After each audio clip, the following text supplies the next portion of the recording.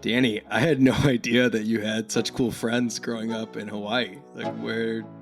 What happened to you? Yeah, this week we had Oren, who I went to high school with, and he's much cooler, way more swaggy than I am, and a much cooler career. Started as a musician, going on tour, founded a bunch of companies, Gel Blasters, he's the CMO of, and now he's like a brand influencer, which is very cool. And so this week he breaks down the entire kind of creator economy, what he's doing from a B2B like brand influencer side of things. Yeah, I learned a ton, and I think that this one was almost like humbling from like the ad platform kind of point of view, where like Oren and these other influencers, they know how to manage and get the most out of these platforms. I think almost better than people inside the walls. So this was super interesting. It's again shocking that you are friends with people this cool. So let's get into it.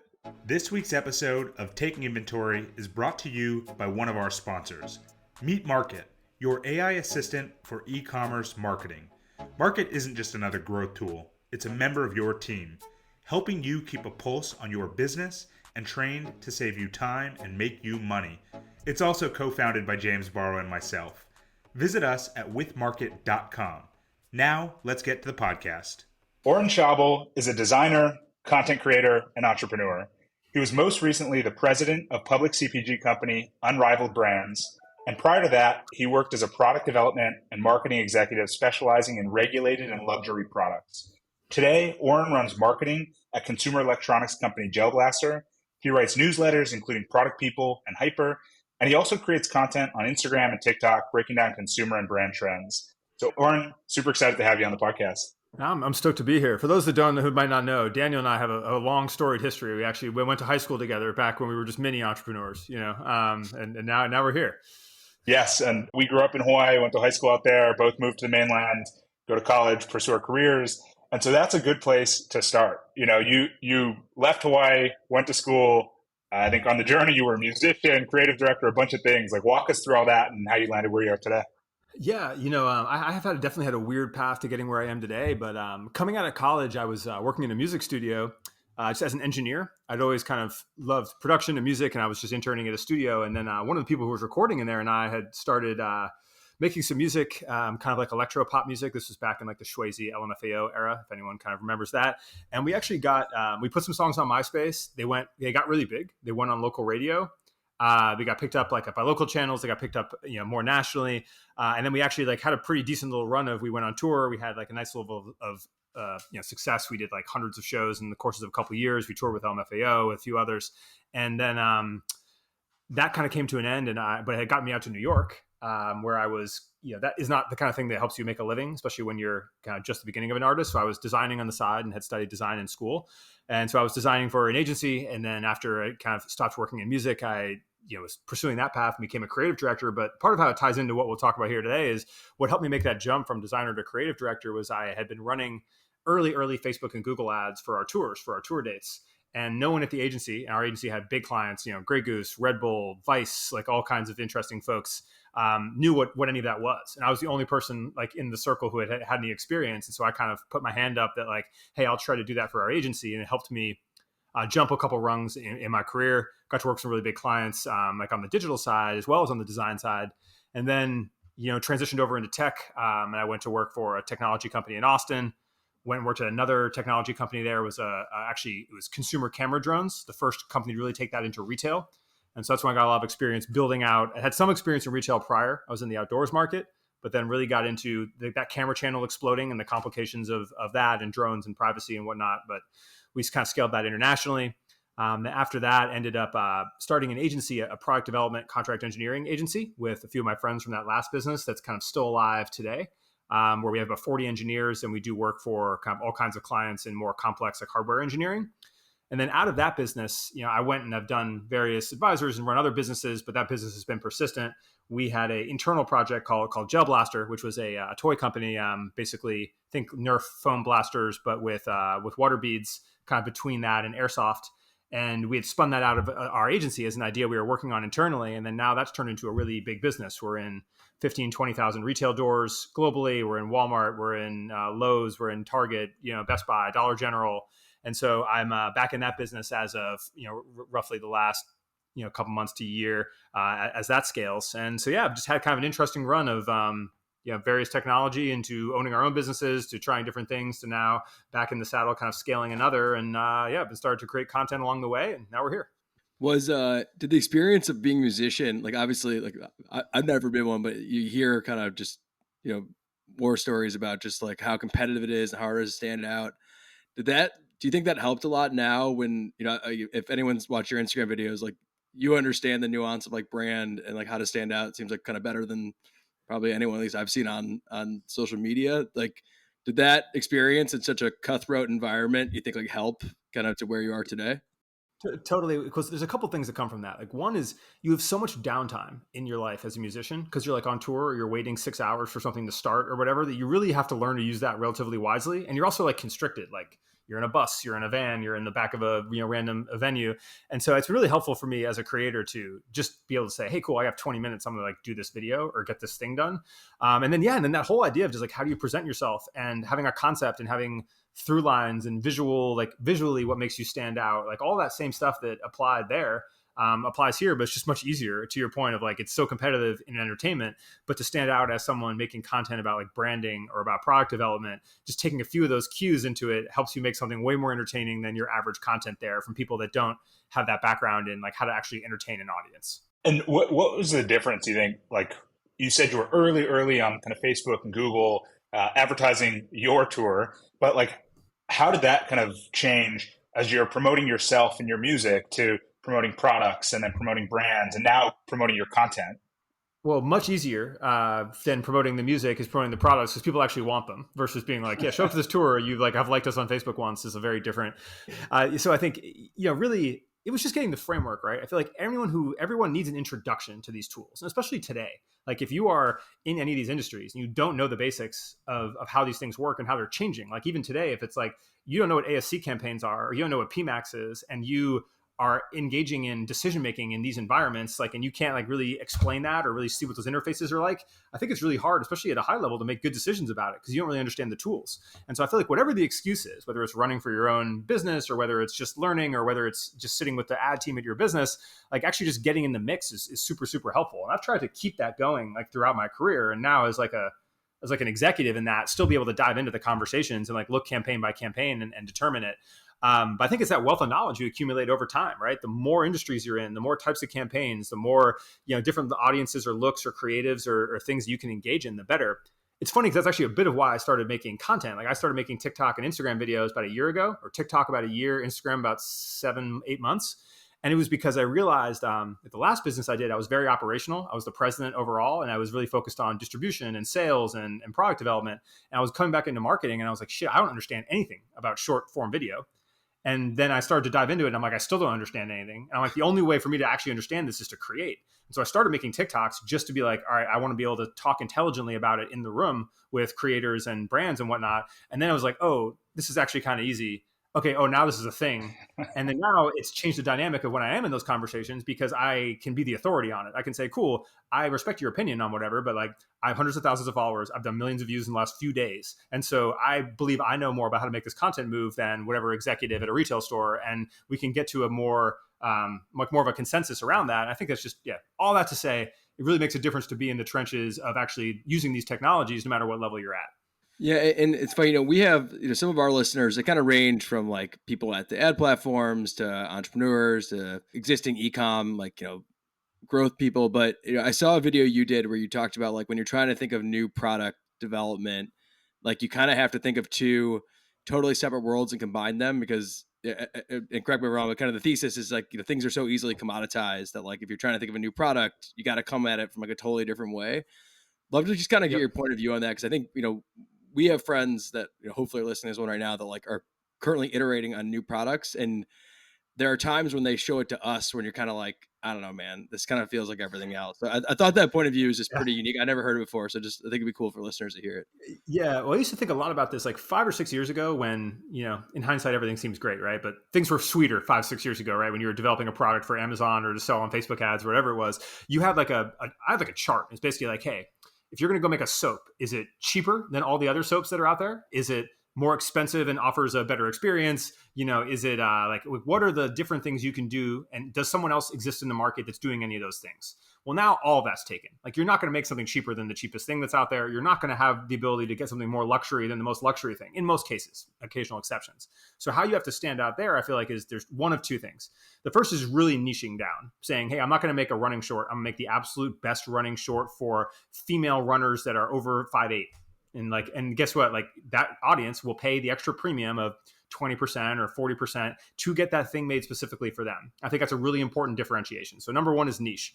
And then number two is like the combination thing is the way I like to look at anything that's more, it's not like a necessity. It's not something that people buy every day that you can cater to them. It's like, how do you create a more interesting angle for something? I think that original video, I've done a few on that topic, was around fashion, where people were like, how do you make a clothing brand that stands out for men's? And it's like, yeah, well, like, take something that, take two things that haven't existed before and see what aesthetically comes from combining them. And the same thing could be said for packaging for a coffee brand or whatever. Don't just say, I'm going to make like a Gothic style. I'll be like, oh, I have a Gothic style with a Western twist or whatever it is. Like, I think that's the way that you find aesthetic differentiation now, is in the combination of genres. I think this was really enabled by the change in generations. I think for like Gen X for sure, millennials a little bit less so, and then now Gen Z not at all. We used to have like really associated with a certain thing, like, hey, I'm a skater, or I'm a this, or I'm a that, and I have my identity around it. Whereas Gen Z and the bottom half of millennials are very fluid. I may feel like this, I may dress in like, I'm in my Gothic era these 2 weeks, and I'm in my mermaid core era the next 2 weeks, whatever it is. And so that lends people to be more interested in things that ebb and flow around them, which is an aesthetic opportunity for brands. And on the platform side, we're starting to see this like proliferation of more commerce networks, right? TikTok has kind of come out and they've announced they're doing their shopping, they're going to do fulfillment. Meta and Instagram doing theirs. What does that mean for the kind of founders and e-commerce operators kind of having to distribute to all of these new digital channels, how to optimize for these digital channels and advertise for them? Yeah, and I think it's really a matter of you have to have like an understanding of each, and then decide where your focus areas are. I'm a huge believer in omnichannel. I'm not a big. If you want to have $1 million a year brand, great. You can probably exist D2C. If you want to have if you want to have a brand that's more like 8 figures, you're gonna need to be thinking omnichannel. It's just a better look for you, and that means retail, multiple forms, like being on Amazon, being on multiple forms of online. So it's worth considering. But I do think that. Like, for instance, when we actually talk through those individual channels, a lot of people think I should just focus on my one thing. And I do think you really need to consider all of them. And I'll break down some reasons why. Like, Instagram shopping and like meta shopping in general, I feel like is almost an add-on. Like, they didn't do great with it. It exists. It's not going to be a huge driver for your business, but it's also very easily integratable. Like, you can just use Feedonomics or whatever you want to do to make sure you're linked with your Shopify into their platform, and you're going to get some ad sales from it because it's an easy UX. But it shouldn't be a focus of your business. It's just a way to up your conversion rate a little bit. Whereas something like Amazon, a lot of businesses don't want to go on because it's complicated, it's hard to understand, it's hard to control. But at the end of the day, I feel like so much of commerce-based search happens on Amazon. Like, if you have a TikTok video that goes viral, half the people are going to search on Google and half of them are going to search on Amazon. If you don't show up, they're going to buy something else, or they're not going to buy at all. And so I do think that if you're getting branded search or category search for something you're investing a lot into content and time on, being where the customer is really important. And Amazon is one of those channels. And TikTok Shop, I think, is the most interesting one, where you kind of have to have been in early, but they're going to put a ton of emphasis and energy on helping the brands that are on early succeed, because TikTok does that for everything. And you can see it now where people are selling out of random sweatshirts in the masses because it hit like one video. I think that's the kind of thing where if you are invested in TikTok and you are making content on there and you know what you're doing, go all in on TikTok Shop. If you haven't gotten the full TikTok strategy yet and you're just seeing it as a shiny object, it's just going to be a shiny object. And so I do think that like there's this level of understand, like really thinking through where is the consumer, and then am I actually going to be good at this, and then focusing your attention where it can be. And I think for any brand that's in the 5 figures or driving a lot of search or owns their own category, you do kind of have to be on all of them and have a strategy, or you're leaving money on the table. And when it comes to retail, I mean, that's something frankly, we just don't know a ton about. And I think we have a lot of friends that are D2C founders that aren't yet in retail. I guess 2 things, how overwhelming is it to actually get retail distribution? Is that just a crazy experience? And then B, do you see that a lot of this content that you're creating, can you tangibly see that what you do on TikTok and Instagram for these brands are driving retail foot traffic? Oh yeah. I live in this world, right? Because I work at a brand that is, does major retail volume, far more than D2C. And we are actively using relatively complex models to then determine like what that drives. But I'll do these questions like one at a time. So for brands looking to get into retail, I suggest just beginning the conversation from the start. So basically, whenever you've launched your brand, get 1 or 2 stores. Find like literally a store down the street or an independent store in your category that you can start a relationship with, where literally you're just like, hey, what is the buying process like at your store? Is that a corporate thing? Is there someone regionally? Are you someone in the store doing it? And then be like, here's my thing. I'd like to find out a way to get it in your store. I'll give it to you to start. I'll give it to your staff. Let me come do some demos here and set up. And then like start to establish that case study where, hey, you get on the shelf and you merchandise and you're there personally doing some of those demos. And then all of a sudden, whenever you want to go to a bigger retail opportunity, you then have this case study of like, hey, look, here's the amount of units a store per week I'm doing in this store that's taken us on. Here's how long it took me to get to this velocity. And you have like, you're not coming from zero.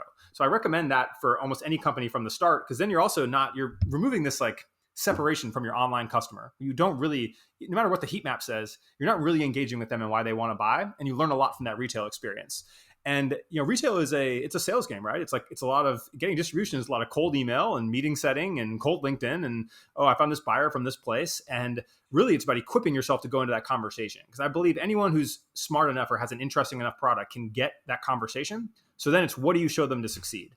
And a brand I worked with pretty in depth when they launched was a brand called Chlorophyll Water. And they're in tons of stores. They're in Whole Foods, Sprouts, all these different places. And what the founder did really smart there, and what we worked on together, was like a massive social media launch, where my team was really tasked with, we need to get the word chlorophyll and chlorophyll water, especially, we need to get to the top of SEO.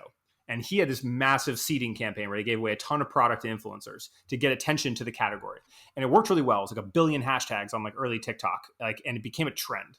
And then we were benefiting from the SEO, but that package is the story that he took to retail. He's like, new category. We created it, and look at all these influencer posts. So all of your customers are seeing this. And then look what happens when they Google it. We're number one, we're the direction of the traffic. So if you want to take advantage of this moment that's happening that we engineered, then you should be the retail outlet for that. And that's something that really, really resonated as a story with those retail stores who said, yeah, we want to take a chance on this kind of thing. And I think that's the kind of thing that most categories should take advantage of, is if we're generating attention, not all of it's going to transition online. You can have that conversation at a macro level with retail. And then at the micro level, what we look at, like I was just in this data look yesterday, is, a lot of retailers will have opportunities to look at by store. Like Walmart has a platform called Luminate, where it gives you data around your category, around like your store by store sales, that kind of thing. And you can then, if you have a good team internally, layer that over. Here's where our influencer reach is. Here's the statistics that we're getting back from what we see in Spark ads, what we see wherever else we are. And we're saying, hey, when we do a campaign really focused on the South with that demographic, is it having a retail pickup regionally? Or if, and one of the things that I'm dealing with this right now is a lot of influencers are in LA and New York. I have great influencer penetration inside California and the Northeast, but that's not where my customer is. And so we're like, all right, how do you shift your influencer strategy to people that impact more of these other areas? And that's the kind of things that luckily we have enough data now to sift through. You just need to have thought of it from that perspective and be willing to say, maybe I can't get down to my exact dollar return on ad spend, but I can at least look at lift versus baseline and understand it like what I'm doing at a macro level. And when it comes to the influencers, have you found, this is something that we've talked about internally a bit, just like, given that like what you're describing is like almost like influencers are kind of the new publishers, right? Like you're not even at that point, you're like, it's not about Instagram or TikTok. It's about the people and the place and where their reach is. Is there like a Nielsen for influencers yet? Like, is there a way to know really what you're getting, or it's all just trial and error at this point? No, it's a lot of like, it's less, it's more just research. It's more when you compile a list, and the agencies are good at this, right? Because they have historicals based on who performed prior. Is luckily that you can get through there's I forget the name of the one platform, but there's one, I have to do it all the time when I do ads, where they'll make me sign up and it automatically gives them access to my Instagram analytics and stuff, and they can pull it into their platform. But like you can get the analytics of the posts that you do with an influencer. And you can also look at them and be like, all right, you can get their audience demographics, which everyone asks for. So you can see by state and by city and stuff where their top audiences are. You can see what their ratios on their posts. What I love about Reels now is you can't hide if your shit's trash, right? If someone's hiding their likes, then they're not doing well. And you can see it on Reels, if they're hiding their likes and they're still getting hundreds of thousands of views, great. But a lot of these influencers that were kind of bigger in the past or don't get as much, like you can't hide it in short form video. Like those views are real, and you can see the engagement level on it. And so as long as you're just validating the list that you make, I think you have a really good opportunity. And one thing I recommend a lot, I actually made a video about it days ago, and I do this at every project I do, is we give away tons of product to influencers between 50 and 200K. 20, 50 DMs a day. giving free product to then see if people post and are they engaging and are they like, if they can generate some attention just by tagging us in a story, it's like, that's a pretty good sign. And we track this all to say, those are people that should be involved in a paid campaign. So you're almost stair stepping people up. Give them something free. Are they excited? Do they engage? Do they post something? Do we get any level of results? Okay, now give them an entry level deal. Okay, did the entry level deal go well? Great. Give them a multi-part series, because that's where I think the real opportunity is a lot of brands just be doing one-off video. Like, I don't even take that in my personal sponsorships anymore. It's like, we have to do 2 or 3, because otherwise it's just, you have to storytell and then convert. And like, people need to treat influencers like that. And it's a better deal for them. And it's a better way to tell that story. And so I do think that's what brands should think about too, is like, if I'm trying to impact Christmas, have them seed it in October, follow up with another post beforehand and hit them with the CTA then, because that's how people think. It's not just a one-off and then expect all your results there. A quick break from one of our sponsors. Meet Market, your AI assistant for e-commerce marketing. Market isn't just another growth tool. It's a member of your team, helping you keep a pulse on your business and trained to save you time and make you money. It's also co-founded by James Barrow and myself. Visit us at withmarket.com. Now back to the podcast. And influencers, you mentioned you're targeting ones between 50, 200,000. Years past, it was really for free. But years past, it was really targeting the macro influencers, right? The generalized ones that had millions of followers. But it seems like now it's almost similar to your niching down strategy for brands, but kind of niching down for influencers that have a very specific audience, 100%. Strong community. And so, I would almost put you in that category, right? You have a very specific topic that you're an expert at, that you discuss, that people want to learn more about, but it's not for everyone. And so what do you think that trend looks like for influencers and for brands engaging with these kind of more niche communities? Yeah, I think niche is way more useful. It's just way harder to execute, right? So like, I agree. Like, I get a premium over most people my size because I have a really engaged audience that's all decision makers. And if you're a piece of software, you can reach those people really well. And I have a really great like A+ list of sponsors that work from that, and they're doing the right thing. They're hunting down the people they think are going to help make a decision maker. And I also now know the other like 6 or 8 people who are roughly my size in this niche who are also in that. And we can, as a group, have a conversation about, okay, well, like, do we really believe in this thing, or do we like this brand? And like, that's interesting. And you kind of get this level of power around like what you can make move that I think has yet to really be explored. But yeah, like, the macro is great if you have a macro level product. I mean, I work day to day on a macro level product. We're in 20,000 retail stores. So for me to engage with a 10 million person on YouTube makes sense because I have a widespread appeal to get it. For most brands, it doesn't, and they should niche down. It's just researching and finding those people is still, there's a bunch of platforms and things for it, but it's still just a lot of searching and legwork and letting the algorithms bring people to you and tracking it that actually gets you to those lists of people. But I completely agree. Niche is way better. And it's just a matter of like, can you find enough people in the niche and engage enough of them to get to your end result? But I do feel like, especially over time, and especially with the ability to combine multiple campaigns, like, we're doing an influencer post that's paid. We're taking those best paid and putting them into ads. Then we're taking the people from those ads, making sure we're geo-targeting them at retail. Like, when you start to get to that level, you can really make a lot of this work, but it has to be part of these like bigger omni-channel campaigns that I think smaller brands will struggle to execute. And maybe moving the conversation a little bit to kind of you as the creator, kind of how do you look at the platforms that you're distributing on your content, but make sure that you're not kind of locking yourself into an Instagram, and you're kind of protecting yourself from platform lock-in?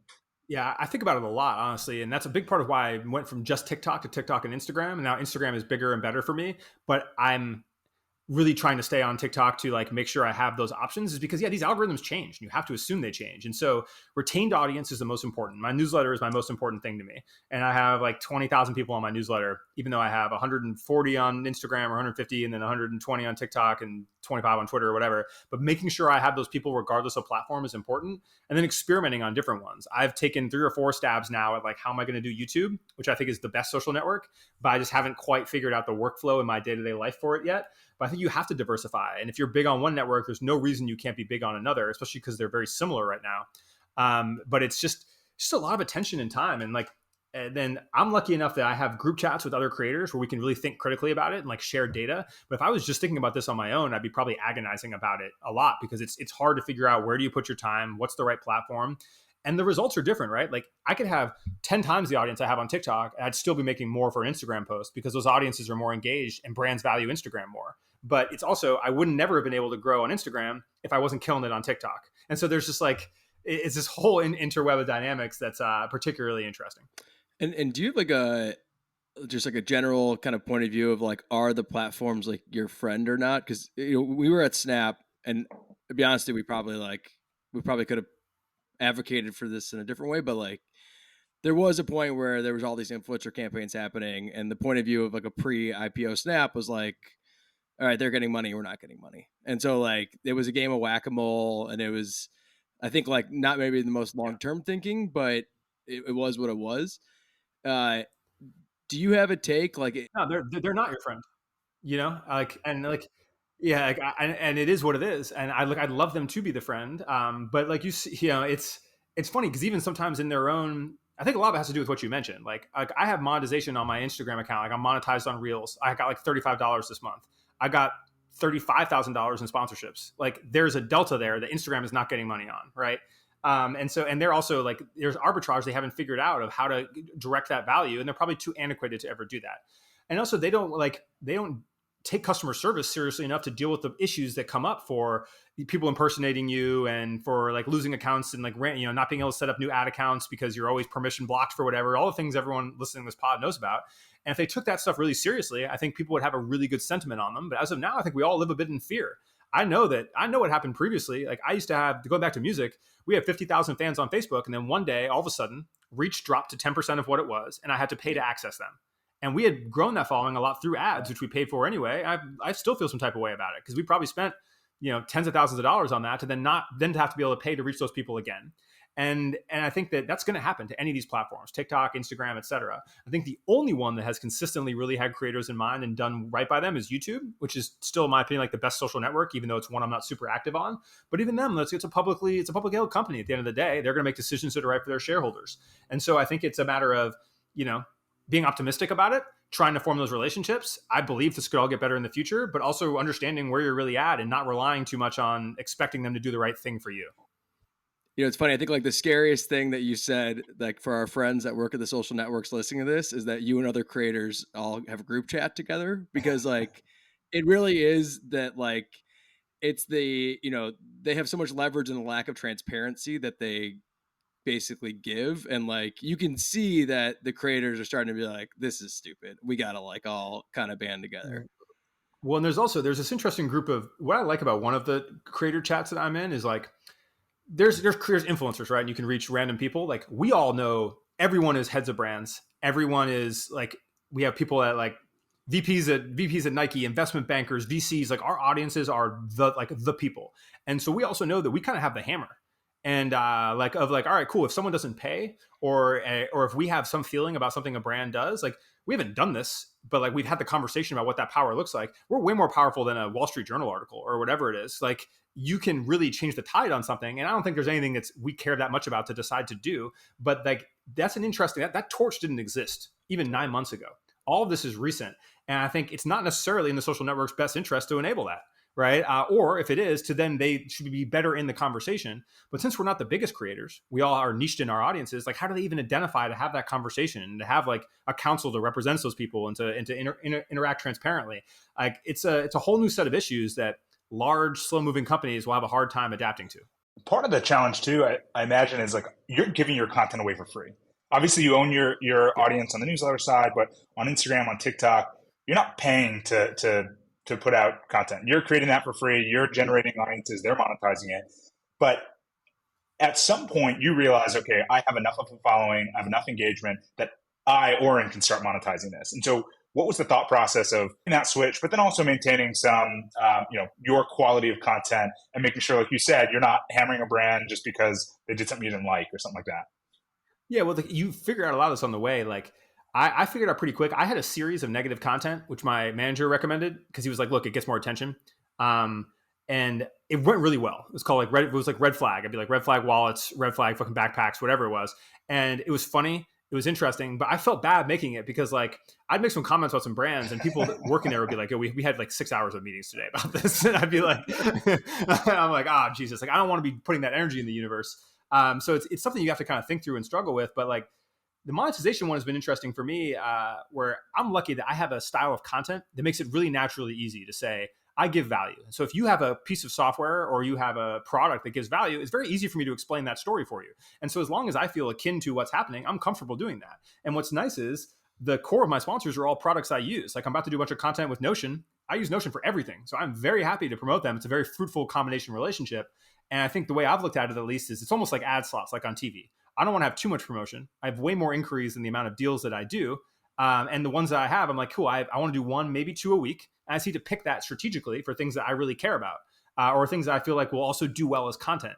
And it's an interesting balance, but we're figuring out on the way. There's no real playbook for this.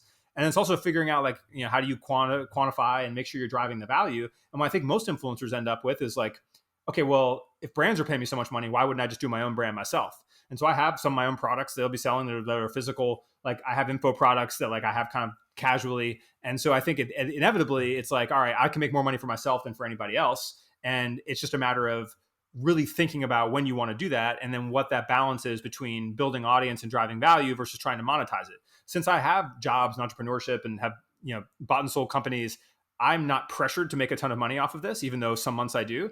And that makes it really good because I do feel like the way to grow is just give away value forever, right? Like there's no reason not to. Like giveaways, I think Hormozy said this, and I'm not a huge Hormozy fan, but the one of the things he said was, it's like you should be giving away so much value it makes you uncomfortable. And I really took that to heart. He's like, if you're like, man, should I really be giving this away? He's like, yeah, that's the content that's going to work, and he's 100% right. Interesting. Yeah, it's funny. You brought up just like creating your own products, and I saw this interview with Mr. Beast talking about how like his scale is so big. In theory, it's so expensive to run an advertising campaign with him, like, because you can't justify it. So he's like, I got to create my own products. Like that's the only rational thing to do. And is that like, is your sense kind of like completely right? That, yeah, is that where all you guys, and if you keep crushing it and you get to some scale, is it going to be 90% of the stuff is your own products, 10% are partners? Like, yes. Well, I think it kind of has to be because of the economics, just what he described. Because I have a particularly high cost for the size I am, again, because I have this niche of decision makers. But I was talking to like my team about this recently because I'm getting more money than people that are about 5 times my size. And then once you get to 5 times that size, the checks kind of stop getting larger, unless you're on YouTube. YouTube is sort of the only place where it's kind of uncapped. It's basically you've hit the ceiling of your size to your value. And so it's like, cool, I'm already kind of at the max of what I can be getting like on a per video basis. And so then it's, if I can be promoting something myself that makes more than that, then I should immediately be doing that. So it's really where do those two lines diverge? And I don't know like what that mix is going to look like, but I know that that's like an interesting thing to consider. But for me, it's like, I have a project I work on, 10 hours a day, like my core job. And so I'm not going to go launch a whole bunch of other things while that's happening. Whenever that, say we IPO that business in a couple of years or, and something changes, like I want to be able to shift into it. But for now, I'm just like, cool, what is the right mix of the least amount of work, the least amount of conflict to be able to like continue growing that audience? And so it really comes down to your personal scenario. But I agree, like there's a threshold to all of that. And especially with info products, like you can make so much more money selling a course or doing a thing than almost any other deal that you have. And it's frowned upon in some ways, but like the economics behind it are just an absolute no brainer. And so that's always going to be something I think it's in the back of most creators' heads. And you did a breakdown, I think, on one of your videos talking about kind of the influencer and brand partnerships. But is this kind of why we're seeing more and more brands partner with creators and also creators partnering to create their own brand, right? Obviously Kim Kardashian Skims is, one of the poster children for this, but like also even the Nordstrom products where they just partner with all these influencers for different lines of clothing. Like, is that what we're seeing? And do you think that just continues? 100%. Because I think a lot of people aren't, a lot of people that like influencers I'm friends with are also operators because we make content about branding and marketing and operating. And so it's easy for us to make a brand and we can go hire people we know what we're doing. I also deal with a lot of influencers that aren't like that, right? They're just like, well, 3PL, like, what do I do now? And just, you mean someone packs the orders? It doesn't just come from the factory to the consumer. Yeah. So anyway, like you start to get the point, but for those people, they're best paired, right? Whether you're paired with a bigger brand or whether you're paired with an entrepreneur. And this is something I encourage, like every time an entrepreneur pitches me their idea and they don't have an audience and they're like, oh, I'm going to scale it through paid or whatever. I'm like, bro, just get a co-founder that's a creator. Like literally, like, and yin and yang this. And even with other creators, I'm like, hey, you know what? Like, what'd be better than a business that's just you and 2 other people in your niche that have like kind of different followings. Like, and since, especially because TikTok and Instagram are so demographics based, like if you want to see an Asian female creator, it's going to show you that. Or if you want to see a creator that's like an older creator versus a younger creator. And that's where I'm like, people partnering together in the same niche around that can give you ubiquity. And so I do think that the brands that are doing that are doing the right thing. I think we're going to see way more of it. And I think what's complicated is the outsized transition of compensation from that. Like a big creator is going to make more than any exec just because of the economics behind it. And so then how do you weigh that value? How do you compensate that? And then what does that mean down the rung? Say your social media manager also has a couple $100K on whatever platform they're on and is promoting you. Technically, they should probably be making significantly more than just their job. And then what does that mean? Are they making more than their boss? And so I do think there's a whole economics around this that is going to be really complicated. Yeah, it's funny what you just described. I said it earlier, but like putting myself back in, like, if I was back at Snap, you guys are representing like such margin contraction for the platforms and such a need for them to facilitate the transaction, because at the end of the day, they're gonna have to rev share like crazy with you guys on whatever ad revenue over time. Like at some point, someone will nail that, and then they basically are just gonna have to facilitate some of these purchases on the back end of it if they're gonna have any kind of control. So it's like Snap seems like one of the best ones doing it, because everyone I hear who's doing they have like a series thing where like is like they're like the economics are great, they're easy to work with, and it's just like a matter of how do you actually get on there. I'd love to be on there if you guys know anybody, but like that's the one that people talk most passionately about as being well done. And so it's really what platforms are going to be ahead of that. But the platform scale is so large, I don't know how you'd ever practically control it with all the levels of niches and all the nuance of it. I think there's just no easily scalable way to deal with it. Yeah, I don't think there is. I think the way is going to have to be take a huge hit on margin and share and be fair with you guys, and then make some money somewhere else. It's not great for like their stock, but well, that's what TikTok's doing. Is like the TikTok creativity fund it's not great for niches, but like Victoria Paris, who's like a really big TikToker, she got like 1.8 million. She's doing like 10, 12K a month in creator rev share on the creativity program. And she's very mainstream. It doesn't work for niche creators just because like it's CPM based, and like I'm not doing millions of views of video, nor do I want to. I want 40,000 views to marketers, and so like that rev share doesn't quite work, but it's interesting. It's interesting how much like they obviously lose money hand over fist, I believe, at TikTok, whereas Instagram is like a little more focused. But like the Instagram payouts are kind of a joke, and they're just doing it because, TikTok was doing it. And I think 4 years from now, I think that'll be a way better put together scenario in terms of how that's monetized, and that'll be helpful for everybody. But I do think some tools that would be super useful if anyone is listening from that is like, I want to do deals where people run ads for me, like Spark ads or whitelisted ads on Facebook and Instagram. I want to do those as a percentage of spend. That is the best thing for a creator and the best thing for a brand. If I make a terrible ad for you and you spend $100 on the ad, then I should only get $10. If you spend $1 million on the ad, because I have some of this where I have whitelisted ads that are the best performing ads for these brands I know they're spending tens of thousands of dollars on, and I did for a couple grand. And it's like, all right, like I should be incentivized on that as well. And if the platforms are facilitating that because they're the ones with the data and they're getting a chunk of that spend, like I'm happy if the platform's taking 1% of that or 10% of that payout or whatever it is, just because I know it's happening. So I think there's tools like that could work really well. Yeah, the platforms can facilitate that. Well, we're going to make intros on that one, because that one, the platforms have such high margins. They're selling digital air. Like they could rev share with you guys like crazy on that side of it. Have you played around with Twitter/X and all that the rev share program there? Yeah, I have. So we have a friend of mine and I own a huge Twitter account. It's an art curation account that has like 500,000 followers that does like crazy impressions. But it's funny because the CPMs on that are the way that the Twitter payouts work is the CPMs are by the value of the audience, and they value the art audience not at all. Let me tell you that, versus like the finance audience. And so like we're getting some payouts on there. It's better than nothing. But I also just like Twitter's just such a like I like Twitter. I was on Twitter first, of all of the places I'm on. But like it's just not a serious platform to me, and like I can't imagine waking up every day to create content to make money on Twitter. It sounds terrible, honestly. Yeah. Well, Oren, as we kind of close out the conversation, we've got just a few more questions I think we'll fire through that I think are a little more generalized. But as you're talking about kind of content creators and kind of how they're working with the platforms or not working with the platforms, what do you think maybe is the biggest misconception about content creation in general? Interesting. I think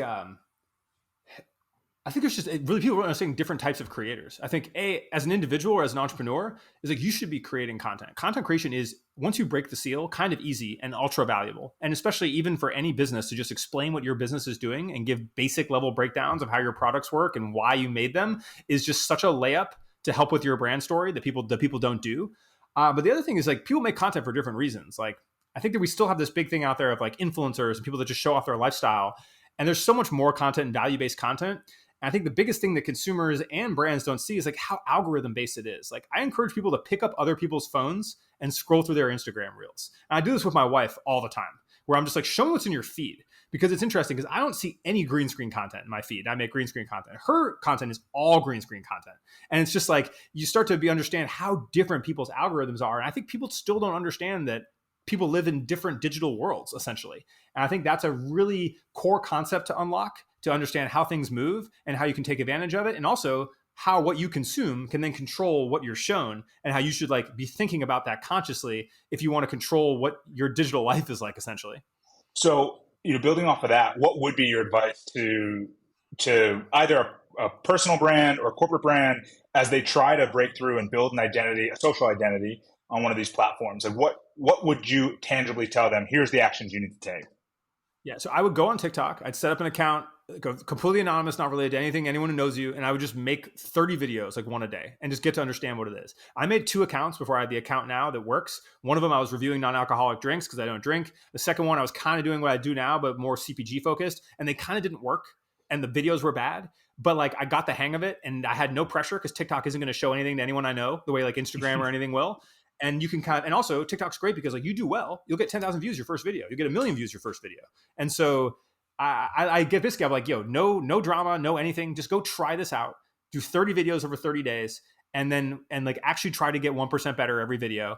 And I think you'll go a long way. And then once you've done that, go make your real account and try it again and just redo all the things you did that worked and like start again and hit it. But I think we live in a great world where you can go experiment on TikTok and people aren't going to see it and you can see what happens. And then you can take all those learnings and then run it into your brand. And I mean, honestly, it'd be like challenge yourself. Like, hey, I have 1 hour every day, the next 30 days, I'm going to make a video. And, I could just be recording myself talking. I could be doing a green screen. They're all pretty easy. You don't need anything besides your Apple EarPods. You don't need to overthink it and just see what happens. And I think that even if you don't want to do it or you just want to understand it, it is a enlightening experience. Love that. And would you, for someone, if you're founder of a brand, should you do it as me, James Barr, or should I do it as like my brand account? I think I would start as you, and then really think about what you want the brand account to be, because you may want the brand account to be you. You may want it to be another creator that is like kind of owns that. But I do like the duality of the founder account versus the core account, and I think it works really well for ads too. And most of the ads guys that are really deep in Meta, I know, love having a ad from a separate account that's a founder to run inside the funnel. So then what, like in 2023, changing course a little bit, like have you seen any brand or marketing strategies that you're just like, they hit it, like this killed it? Like what are some of your favorites? Yeah. Some of these guys that are doing, these brands are all like sketch TikTok brands, but like Tabs Chocolate, Cloud Diffusers. There's a couple of these brands that are doing like, they're doing like 10 or 12 accounts on TikTok with different creators. And I'm doing that same thing. One of the things I'm working on right now, where it's just different looks, different places, different identities, and they're running very similar versions of the same content, just with different creators at scale, is like a cheat code. And I think people who, if you know what you're doing and you can go do that and you can have the tools to scale it, that is super, super impactful. And then the other one, what's the other one? I think it's Esquisito Tequila. They're another one that's killing it on Instagram, where they're the ones, they're doing like street interviews. They're in Miami, super corny, super Miami tequila brand. And they're like, what should your expectations be like if you buy someone a drink? And they'll interview like 100 people on the street in Miami, like holding the tequila bottle. But it's like they got 100,000 on their second account. It's like a female focused account. First one was a male focused account in like the first week. And then the other accounts like get like 500,000, where they're just creating this engaging narrative content that people want to watch around their brand. And so you see these people who kind of like find their format and then stick with it, is like it. And it's also a format that like some of these things aren't easy. You have to kind of step yourself out of the box. I think seeing some brands that have done things like that, and these are small brands. I like to highlight that, where I'm like, hey, you're doing it better than any big brand. And any big brand could go do something like this. The resources and time it would take is just like laughable compared to what it takes for a small brand. And they just don't, right? And I think that's an interesting dichotomy. So the last question for you personally, like what are some of your favorite brands? Not branding, marketing, but just like brands you love.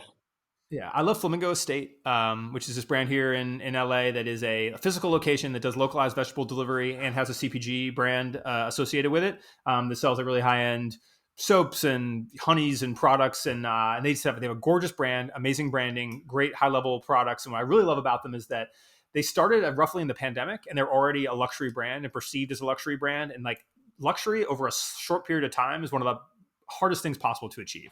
So they're a brand that I love and support. I love Erewhon. We talked about before we got on the pod. And kind of what they've created as a lifestyle brand, I think is in a destination is I think super interesting to me. Let's think of others. Like there's small brands I really like who are who make really interesting things. Like there's a brand like Barrow I like for menswear. I'm trying to think of what really resonates. I like APL, the footwear. I think there's like niche brands again that do niches that appeal to me.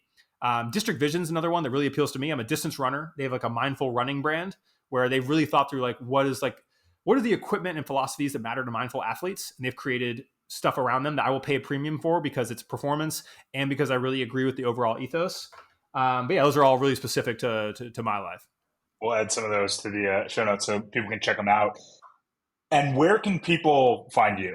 I'm at Oren Meets World, OREN Meets World on TikTok and Instagram primarily, Twitter a little bit less. And then my newsletter is linked in my bio. It's a newsletter called Product People that is I send it every week and kind of aggregate the content and some of these ideas. But yeah, come there, shoot me a DM, shoot me a comment. I'm pretty responsive. Sometimes it's me, sometimes it's a VA. You get to guess which, and then yeah, we'll see. Awesome, Oren, this was great, man. Thank you for joining us. All right, thanks, guys. Thanks, man. Before you go, we need your help. If you enjoyed this week's episode of Taking Inventory, then subscribe or rate wherever you listen to the podcast. And while you're at it, please share this episode or your favorite episode with a friend. We'll be back next week with another episode of Taking Inventory. See you then.